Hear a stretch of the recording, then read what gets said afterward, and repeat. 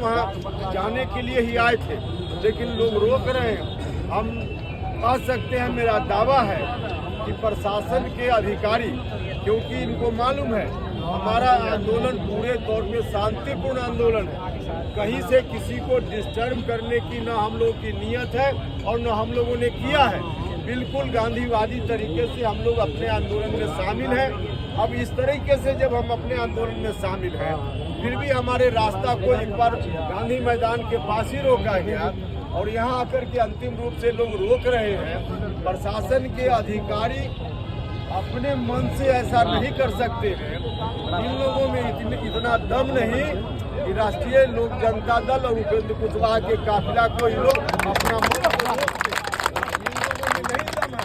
लेकिन जहाँ सरकार ही पीछे पड़ गई हो, अब सरकार के इशारे पे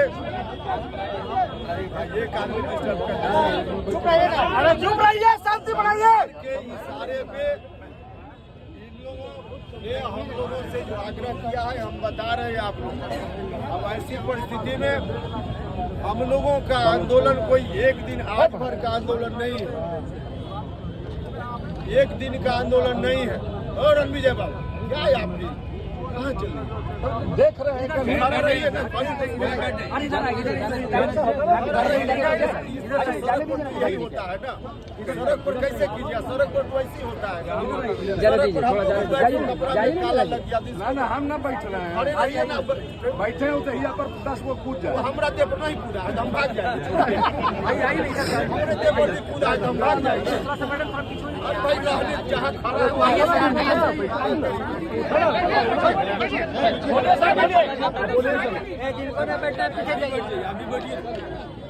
क्या खींचना जरूरी है? चलिए सर, बोलिए सर।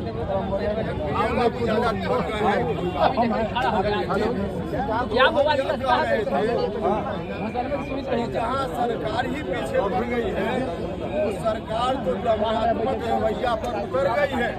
हम लोगों के आंदोलन को सरकार दबाना चाहती है। हम लोग जो आम जनता की आवाज पहुंचाना चाहते हैं, हम लोगों की आवाज को, मतलब जनता की आवाज को सरकार दबाना चाहती है। सरकार के इस रवैया का हम लोग सख्त विरोध करते हैं और सरकार से हम कहना चाहते हैं कि आप चाहे जो रवैया अपना लीजिए, आगे आने वाले दिनों में लाठी भी खाना पड़े, जेल भी जाना पड़े तो हम जेल भी जाएंगे, लाठी भी खाएंगे।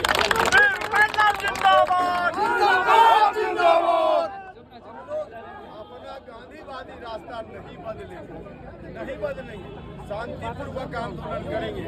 आज भी हमने शांतिपूर्वक आंदोलन किया है और इसमें आप सब लोग बिहार के आए हैं।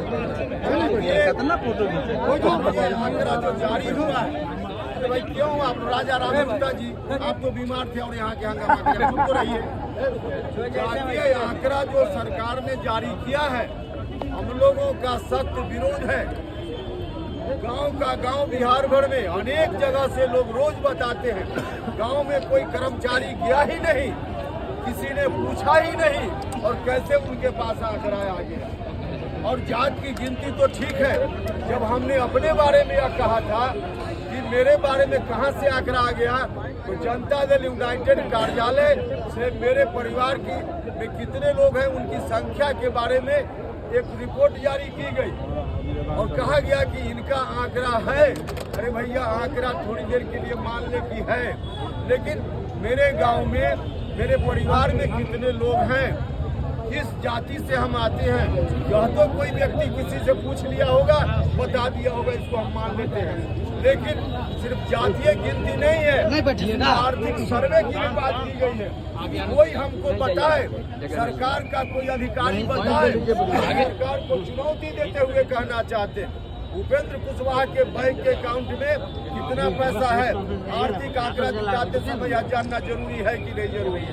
उपेंद्र कुशवाहा के पास गांव में कितनी संपत्ति है, यह जानना जरूरी है कि नहीं जरूरी। थोड़ा आगे बढ़िए। उपेंद्र कुशवाहा का मकान पटना में, दिल्ली में, मुंबई में है कि नहीं है, यह जानना जरूरी है कि नहीं है। उपेंद्र कुशवाहा के बारे में इतना जाने हुए बिना उपेंद्र कुशवाहा के बारे में आंकड़ा टूट गया या कैसे संभव है? और सिर्फ एक उदाहरण उपेंद्र कुशवाहा नहीं है, तमाम लोग जो आप सब लोग यहाँ हैं, या सरकार बताए कि किस इंडिविजुअल से पूछा उन्होंने?